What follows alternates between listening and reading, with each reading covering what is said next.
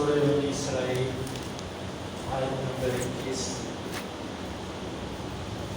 اعوذ باللہ السمیع العلیم من الشیطان الرجیم من ہمزہ ونفخہ ونفثہ۔ انظر آپ دیکھو، کیفا کیسے، فضلنا ہم نے فضیلت دی، بعضہم ان انسانوں میں سے بعض کو، علی پر بعض پر، وللآخرہ واو کا مطلب اور، لام کا مطلب البتہ، آخرت آخرت، وللآخرہ اور البتہ آخرت، اکبر بڑی ہے، سب سے بڑی ہے، درجات درجوں کے اعتبار سے، وَأَكْبَرُ اور سب سے بڑی ہے، تفضیلا فضیلت کے اعتبار سے۔ لا تجعل نہ آپ بناؤ، مع ساتھ اللہ اللہ کے الہ معبود آخر کوئی دوسرا، فتقعد بس آپ بیٹھ جاؤ گے، مذموما مذمت کیے ہوئے، مخذولا بے یارو مددگار چھوڑے ہوئے۔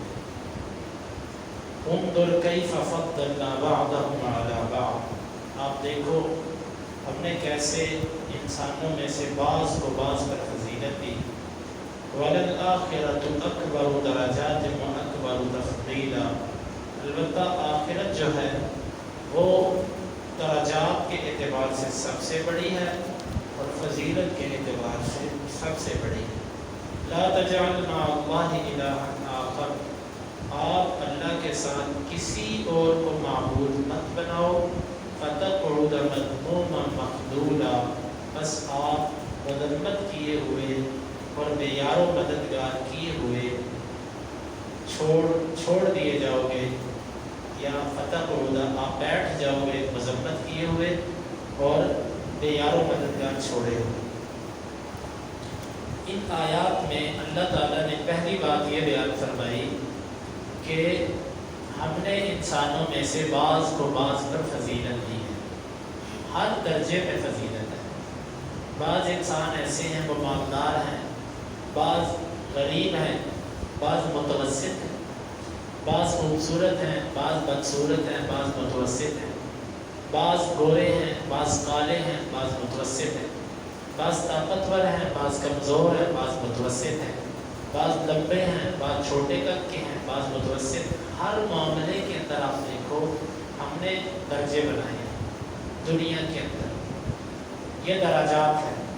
پھر کسی کا اخلاق بہت اچھا، کسی کا بہت خراب اور کسی کا درمیانہ، اسی طرح ایمان، ہر چیز کے اندر اللہ تعالیٰ نے فضیلت رکھی، یعنی کہ فضیلت سے مراد اللہ تعالیٰ نے سب لوگوں کو ایک جیسا نہیں بنایا، ایک طریقے پر نہیں، لوگوں کے اندر درجات ہیں، اور یہ جس طرح درجے ان کے دنیا داری کے معاملات میں ہیں، کوئی امیر ہے کوئی غریب ہے، یہ رب کی تقسیم ہے، کوئی کسی کے ساتھ مدد تو کر سکتا ہے، کوئی کسی کو امیر نہیں بنا سکتا۔ ایک امیر آدمی، بعض لوگ ہوتے ہیں کہ اللہ نے ان کے ہاتھ میں ایسی برکت رکھی ہوتی ہے وہ مٹی کو بھی ہاتھ لگاتے ہیں وہ سونا بن جاتی ہے، اور بعض لوگ بیچارے سونے کے سکے پکڑ کے جاتے ہیں تو کھوٹے لے کر واپس آتے ہیں۔ یہ رب العالمین کی تقسیم ہے، یہ بندے کے بس کی بات نہیں ہے۔ مالدار کر دینا، غریب کر دینا، یہ میرے رب کی تقسیم ہے۔ بعض لوگ 24 گھنٹوں میں سے 18 گھنٹے محنت کرتے ہیں اور بیچارے بمشکل اپنا خرچہ چلاتے ہیں، اور بعض 24 گھنٹوں میں سے بمشکل 2-3 گھنٹے کام کرتے ہیں اور سال بھر کی کمائیاں ان کی جیب میں ہوتی ہیں۔ یہ رب العالمین نے ہر معاملے میں لوگوں کو فضیلت، اللہ تعالیٰ نے فرمایا کہ جب دنیا کے اندر یہ تقسیم ہے کہ سب لوگ برابر نہیں ہیں، سب لوگ برابر نہیں ہیں، کسی بھی اعتبار سے سب لوگ برابر نہیں ہیں، تو پھر وَلَلْآخِرَةُ أَكْبَرُ دَرَجَاتٍ وَأَكْبَرُ تَفْضِيلًا، پھر آخرت کے اندر تو یہ درجے اس سے بھی بڑھ کر، یعنی وہاں پر جو نیکوکاروں کے لیے جو دنیا میں اچھے تھے، نیک تھے، وہاں پر جو ان کا درجہ ہوگا وہ بہت بڑا ہوگا، اور جو دنیا میں بد تھے ان کا جو آگے درجہ ہوگا وہ انتہائی برا ہوگا۔ یہاں پر جو اچھا ہے آخرت میں اس کا اچھائی کا انجام بھی انتہا درجے کا، اور جو یہاں پر برا ہے آخرت میں اس کی برائی کا انجام بھی انتہا درجے کا۔ یہ اللہ تعالیٰ نے بیان فرمایا کہ آخرت میں بھی درجات ہیں۔ آپ نے فرمایا کہ جنت کے 100 درجے ہیں، 100 درجے ہیں، اور ایک درجے کا دوسرے درجے سے فاصلہ ایسے ہے جیسے زمین سے آسمان کا فاصلہ۔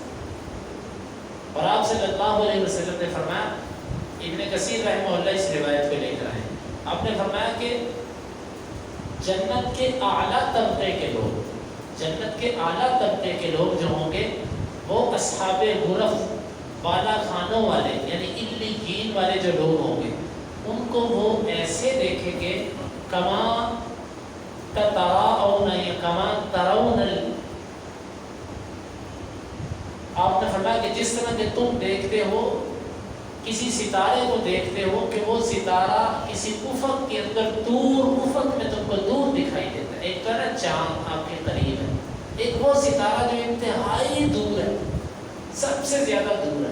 آپ نے فرمایا کہ جنت کے اندر جو اعلیٰ درجے کے ہوں گے وہ علیین کے درجے والوں کو یوں دیکھیں گے جیسے تم یہاں سے کسی سب سے افق کے دور ستارے کو دیکھتے ہو، جو آسمان چاند سے بھی دور ہے، سورج سے بھی دور ہے جو ستارہ، اس کا اعلیٰ درجے والوں سے اتنا فرق ہوگا۔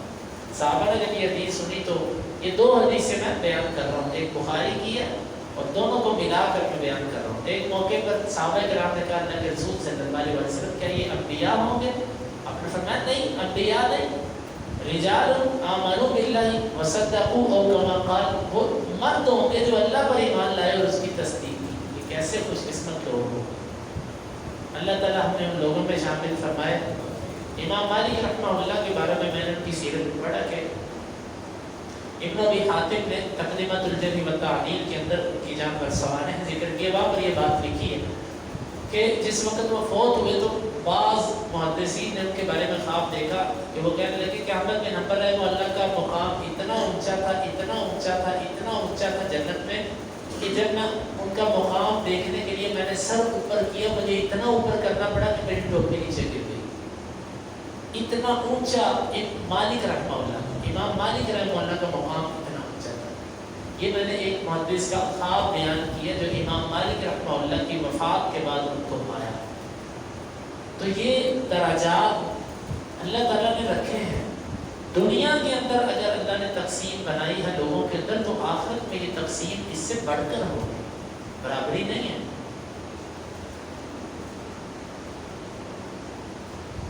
لا تجعل، اور یہاں سے ایک اور بات بھی سمجھ آتی ہے، فضلنا، ہم نے فضیلت دی۔ یہاں پر انسان کو یہ سبق بھی دیا جا رہا ہے کہ تم اپنے سے جو فائق ہے اس سے حسد نہ کرو۔ جس کو اللہ نے مال میں زیادہ کر دیا اس کا ذاتی کوئی کمال نہیں ہے، اللہ تعالیٰ نے اس کو کیا، ایسے تم اس کو دے کے جلنا بھولنا یہ جو ہے نا یہ ختم کر دو۔ اور اسی طرح کسی کو اللہ نے خوبصورت بنا دیا، کسی کو ذہین بنا دیا، کسی کو طاقتور بنا دیا، کسی کو لمبے قد والا بنا دیا، کسی کو گورا بنا دیا، یہ سب میرے رب کی تقسیم ہے، اس میں اس کا ذاتی کوئی کمال نہیں۔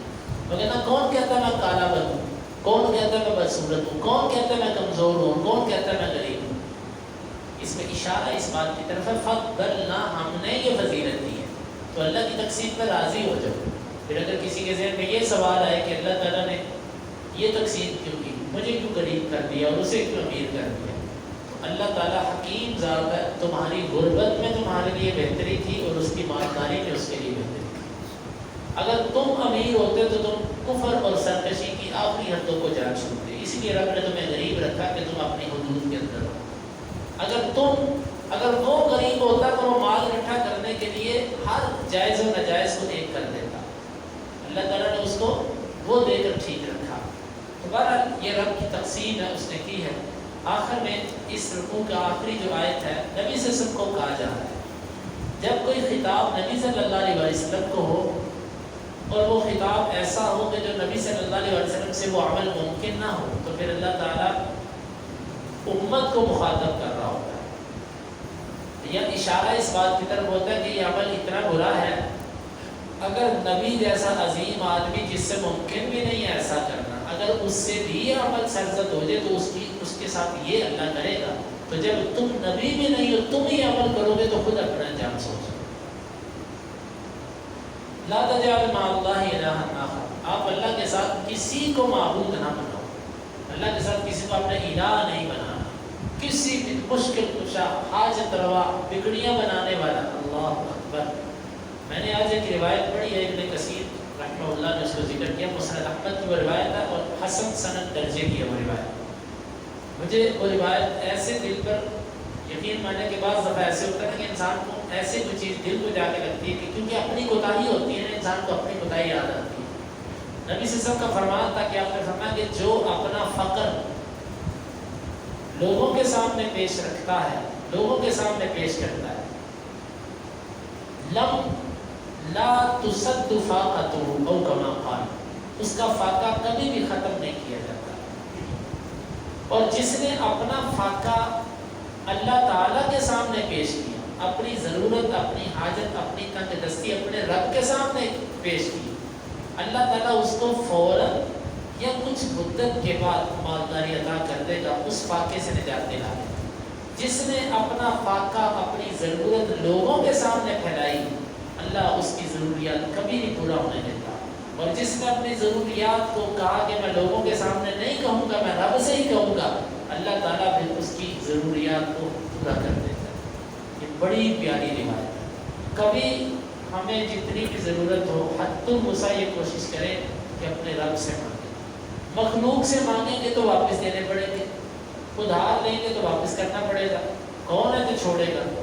اور پھر بعض دفعہ انسان کا وقار بھی مجروح ہوتا ہے، انسان کی عزت بھی داغدار ہوتی ہے قرض کی وجہ سے. دنیا مخلوق سے لینے میں یہ مشکلات ہیں، لیکن خالق سے مانگو گے تو واپس بھی نہیں کرنے پڑیں گے. اور وہ کسی کو بتاتا بھی نہیں ہے، وہ داغدار بھی نہیں کرتا، وہ مانگتا بھی نہیں ہے، وہ ایسی ذات ہے. تو لا تجعل مع اللہ الہا آخر. الہ کا معنی صرف عبادت نہیں ہوتا، اپنی کوئی ضرورت، یہاں سے بعض نے کہا ہے کہ اپنی کسی قسم کی حاجت کو کوشش کرو کہ غیر کے سامنے نہ رکھو. تاکہ نبی صلی اللہ علیہ وسلم نے صحابی سے کہا تھا تیرے جوتے کا تسمہ بھی ٹوٹ جائے تو تو نے اس کو اپنے رب سے مانگا. جب یہ کسی کا مزاج بن جاتا ہے نا، انا عند ظن عبدی بھی، اللہ تعالیٰ فرماتا ہے میں اپنے بندے کے ساتھ ویسا ہوں جیسا اس کا میرے بارے میں گمان ہوتا ہے. جب وہ یہ کہتا ہے نا کہ میرا رب مجھے بے یار و مددگار نہیں چھوڑے گا، اللہ تعالیٰ کہتا ہے میں اس کو نہیں چھوڑوں گا، بے یار و مددگار نہیں چھوڑوں گا. اور جو کہتا ہے اللہ ہماری سنتا نہیں، اللہ کہتے ہیں میں تیرے ساتھ تیرے گمان کے مطابق. تو ہمیں اس میں سبق یہ ہے کہ ہم اپنی ضروریات، اپنے معاملات، اپنی مشکلات اللہ کے سامنے رکھیں. اگر آپ نے اللہ کے ساتھ کسی اور کو شریک کر لیا، فتقعد مذموما مخذولا، آپ مذمت کیے ہوئے، تھکے ہارے اور بے یار و مددگار چھوڑ دیے جاؤ. یعنی کون ہے جو اللہ کے مقابلے میں آپ کی مدد کر سکے گا؟ کوئی نہیں کر سکے گا. آگے جو آیات ہیں قرآن مجید کی ساری آیات بہت عالی شان ہیں، لیکن آگے ایک عجیب سلسلہ ہے. اللہ تعالیٰ کی وصیتیں ہیں. اللہ تعالیٰ نے کچھ لوگوں کو حکمت کی باتیں بتائیں. اگر کوئی چاہتا ہے نا حکیم بن جائے، لقمان حکیم جو تھا، لقمان حکیم، وہ یہ پوڑیاں باندھنے والے حکیم نہیں تھے. یہ تو طبیب ہوتا ہے، اس کو طبیب کہتے ہیں. حکیم وہ دانائی والے حکیم تھے. ان کی جو باتیں ہوتی تھی وہ اقوال ذری جس کو کہتے ہیں وہ تھی، وہ والے حکیم تھے. جو حکیم بننا چاہتا ہے، اللہ تعالیٰ نے اس رکوع کے اندر، ان دو رکوع کے اندر اللہ تعالیٰ نے حکمت کی باتیں بیان کی. جو ان چیزوں پر عمل کر لے گا وہ حکیم بن سکتا ہے. تو یہ بڑا دلچسپ دو رکوع ہیں. انشاءاللہ اس پر ہم کل سے درس شروع کریں گے. اللہ تعالیٰ سے دعا ہے اللہ تعالیٰ ہمیں ان آیات کے مطابق عمل کی توفیق عطا فرمائے.